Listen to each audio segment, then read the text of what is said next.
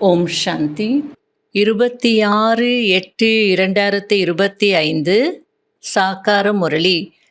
இன்று சிவ பகவான் கூறுகிறார், இனிமையான குழந்தைகளே, ஞானக்கடல் தந்தை ஞான மழை பொழிந்து இந்த பூமியை பசுமையாக்குவதற்காக வந்திருக்கிறார். இப்போது சொர்க்கத்தின் ஸ்தாபனை ஆகிக் கொண்டிருக்கிறது. அங்கே செல்வதற்கு தெய்வீக சம்பிரதாயத்தினராக ஆக வேண்டும். கேள்வி: சர்வ உத்தம குலத்தை சேர்ந்த குழந்தைகளின் முக்கிய கடமை என்ன? பதில்: சதா உயர்ந்த ஆன்மீக சேவை செய்வது. இங்கு அமர்ந்திருக்கும் போதும் அல்லது போகும் போதும் வரும்போதும் குறிப்பாக பாரதத்தையும் பொதுவாக முழு உலகத்தையும் தூய்மையாக்குவது, ஸ்ரீமத் படி தந்தைக்கு உதவியாளர் ஆகுவது, இதுதான் சர்வ உத்தம பிராமணர்களின் கடமை. முரளியின் பாடல்: யார் பாபாவுடன் இருக்கிறார்களோ அவர்களுக்கு ஞான மழை பொழிகிறது. ஓம் சாந்தி. இனிமையிலும் இனிமையான ஆன்மீக குழந்தைகளுக்கு ஆன்மீக தந்தை புரிய வைக்கிறார். யார் ஆன்மீக தந்தையுடன் இருக்கிறார்களோ அவர்களுக்கு ஞான மழை பொழிகிறது. ஏனென்றால் தந்தை ஞான கடலாக இருக்கிறார். எந்த தந்தை? சிவ தந்தை. பிரம்மா பாபாவை ஞான கடல் என்று சொல்வதில்லை. சிவ்பாபாவை மட்டும்தான் பரம்பிதா பரமாத்மா என்று சொல்கிறார்கள். ஒருவர் லௌகீக தந்தை, ஷரீரத்தின் தந்தை. இன்னொருவர் பாரலௌகீக தந்தை, ஆன்மீக தந்தை. அவர் ஷரீரத்தின் தந்தை, இவர் ஆத்மாக்களின் தந்தை. இவை நன்றாக புரிந்து கொள்ள வேண்டிய விஷயங்கள். ஞானத்தின் மூலம் சொர்க்கத்தின் ஸ்தாபனை நடக்கிறது. அங்கே நிலம் எப்போதும் பசுமையாக செழிப்பாக இருக்கும், ஒருபோதும் காயாது. சொர்க்கத்தில் வறட்சியான பூமி, செழிப்பில்லாத காய்ந்த பூமி அப்படின்றதே இருக்காது, ஃபர்டைலாக இருக்கும் அப்படின்றார். ஈஸ்வர தந்தை ஞானத்தை கொடுத்து தெய்வீக சம்பிரதாயத்தினராக மாற்றுகிறார். அதாவது மழை பொழிந்தது அப்படின்னா பூமி எவ்வளோ பசுமையாக இருக்கும். அதுபோல் சங்கம யுகத்தில் பாபா ஞான மழை பொழிகிறார். ஞானக்கடல் பாபா ஞான மழை பொழிகிறார். இதன் மூலம் சொர்க்கத்தில் 2 யுகங்களுக்கு பூமி ரொம்ப பசுமையாக செழிப்பாக இருக்கும் அப்படின்னு சொல்கிறார். சொர்க்கத்தில் அதிகமாக சுகம் இருக்கும் என்பது குழந்தைகளுக்கு தெரியும். அது புது உலகம். பழைய உலகத்தில் துக்கம்தான் இருக்கிறது. குழந்தைகளாகிய நீங்கள் மிக உயர்ந்த குலத்தை சேர்ந்தவர்கள். உயர்ந்த ஆன்மீக சேவை செய்கிறீர்கள். இங்கே அமர்ந்திருக்கும் போதும் அல்லது போகும் போதும் வரும்போதும் நீங்கள் குறிப்பாக பாரதத்திற்கும் பொதுவாக உலகத்திற்கும் சேவை செய்கிறீர்கள். உலகத்தை நீங்கள் தூய்மையாக்குகிறீர்கள். நீங்கள் தந்தையின் உதவியாளர்கள். தந்தையின் ஸ்ரீமத் படி நடந்து நீங்கள் உதவி செய்கிறீர்கள். அதாவது பாபாவுடைய ஸ்ரீமத் படி நடந்து தூய்மையாகிறீங்க. ஆகையால் நீங்கள் எங்கே போனாலும் அந்த சிந்தனை எப்படி இருக்கும்? தூய்மையாக இருக்கும். ஆகையால் உங்களிடமிருந்து தூய்மையான வைப்ரேஷன்ஸ் தான் பரவிட்டு இருக்கும். ஆகையால் அமர்ந்திருக்கும் போதும் சரி, போகும்போது வரும்போதும் சரி, உங்கள் மூலமாக சேவை நடந்துட்டுருக்கு அப்படின்றார். அந்த வைப்ரேஷன் உலகத்திற்கு போயிட்டுருக்கு. ஆகையால் நீங்கள் தந்தையின் ஸ்ரீமத் படி சேவை செய்யக்கூடிய இறைவனுடைய உதவியாளர்கள் அப்படின்றார். நீங்கள் 63 பிறவிகள் தூய்மையற்றவர்களாக இருந்தீர்கள். இப்பொழுது தூய்மையான உலகத்திற்கு, சொர்க்கத்திற்கு செல்ல விரும்புகிறீர்கள் என்றால் தூய்மையாகுங்கள் என்று தந்தை ஆணையிடுகிறார். நான் ஆதி சனாதன தேவி தேவதா தர்மத்தை ஸ்தாபனை செய்ய வந்திருக்கிறேன். இதற்காக நான் உங்களுக்கு கற்பித்து கொண்டிருக்கிறேன் என்று தந்தை கூறுகிறார். இந்த விநாசத்தை யாரும் தடுக்க முடியாது. எப்போது விநாசம் நடக்குமோ அப்போது உலகத்தில் அமைதி நிலவும். இந்த யுத்தத்தின் மூலம்தான் சொர்க்கத்தின் வாசல் திறக்கும். சத்திய கண்டத்தை ஸ்தாபனை செய்யக்கூடிய சத்திய தந்தை என்று தந்தைக்கு சொல்லப்படுகிறது. பொய்யான கண்டத்தை ஸ்தாபனை செய்பவன் ராவணன். அடுத்தது பாபா, நீங்க பாபாவை நினைவு செய்யணும், ஜபம் செய்யக்கூடாது அப்படின்னு சொல்லிட்டு இருக்கிறார். உண்மையில் நீங்கள் ஜபம் செய்யக்கூடாது, நினைவு செய்ய வேண்டும். இதுதான் இடைவிடாத ஜபம், அதாவது நிரந்தரமான ஜபம்.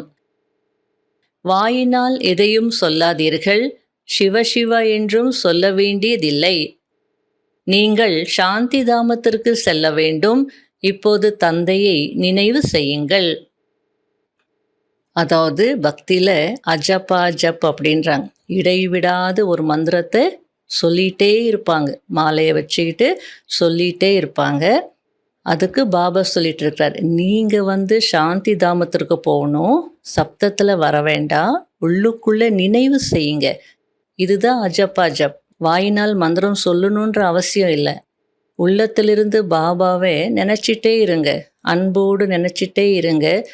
இதுக்கு தான் இடைவிடாத ஜபம் அல்லது நினைவு என்று சொல்லப்படுது அப்படின்றார். உலகம் மிகவும் மோசமாக இருக்கிறது. உலகத்தின் சகவாசத்தை கெட்ட சகவாசம் என்று பாபா கூறுகிறார்.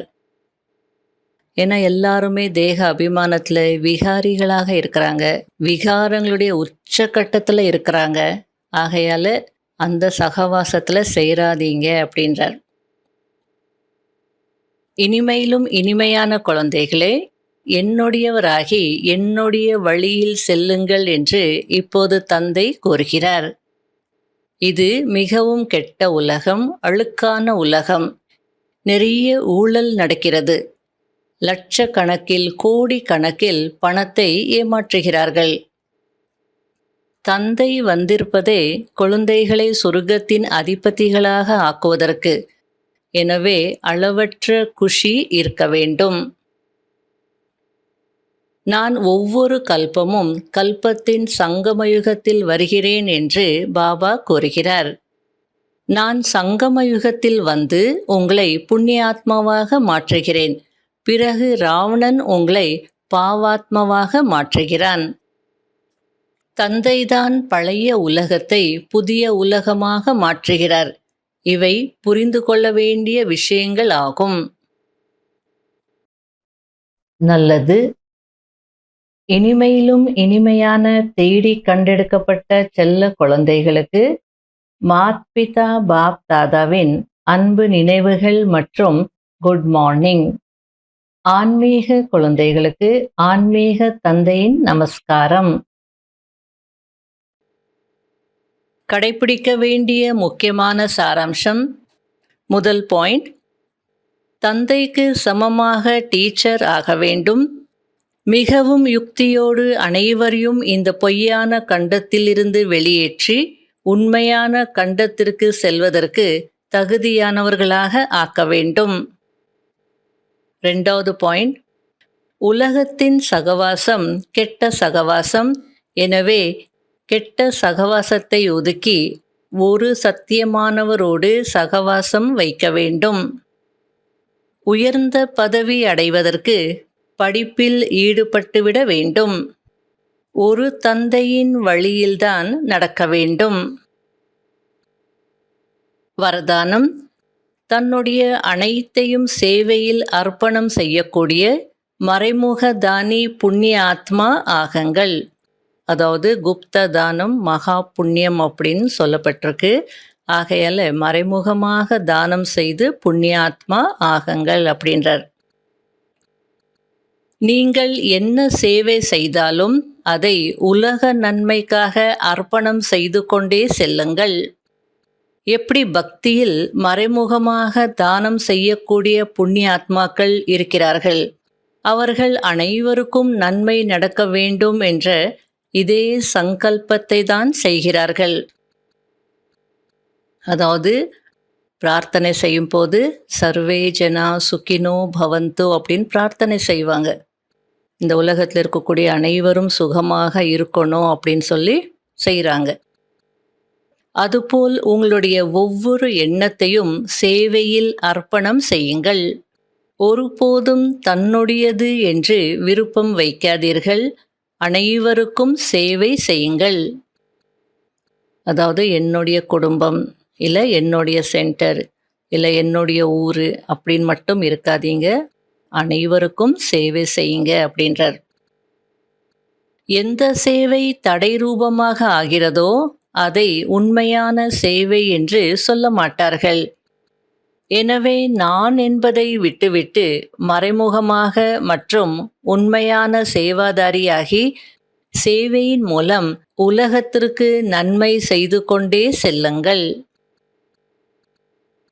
ஸ்லோகன்: ஒவ்வொரு விஷயத்தையும் பிரபுவிற்கு அர்ப்பணம் செய்துவிடுங்கள். அப்போது வரக்கூடிய கஷ்டங்கள் எளிதானதாக அனுபவம் ஆகும்.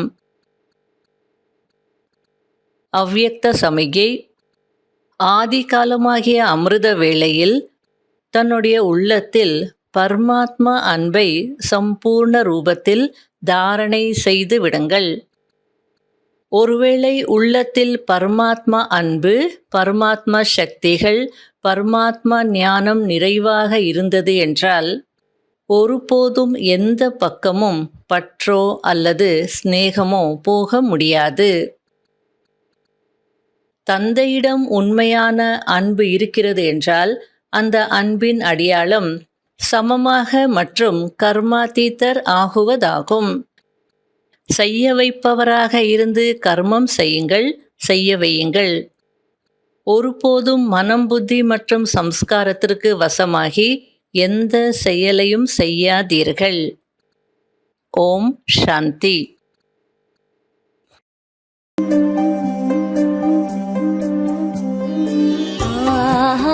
எனது பாக்யமே பாபா உன் அன்பு கிடைத்ததே.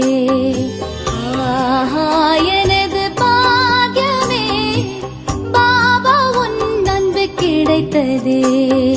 கடலே கடலே உன்னிடம் உன்னிடம், கடலே கடலே உன்னிடம் உன்னிடம் ஒரு துளி அடைந்ததே. புதிய வாழ்வு மலர்ந்ததே. எனது பாக்யமே பாபா உன் அன்பு கிடைத்ததே.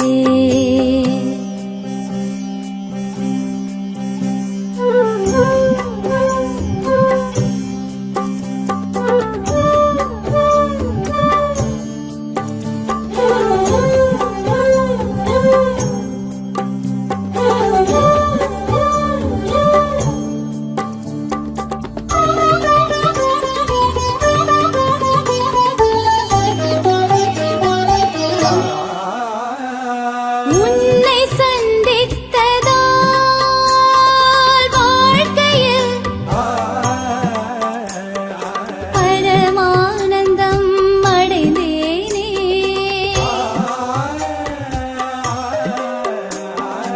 உன்னை சிந்தித்ததால் இதயத்தில் பேரானந்தம் அடைந்தேனே.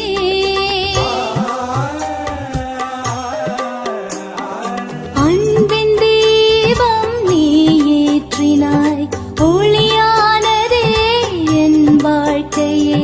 கடலே கடலே உன்னிடம் உன்னிடம்,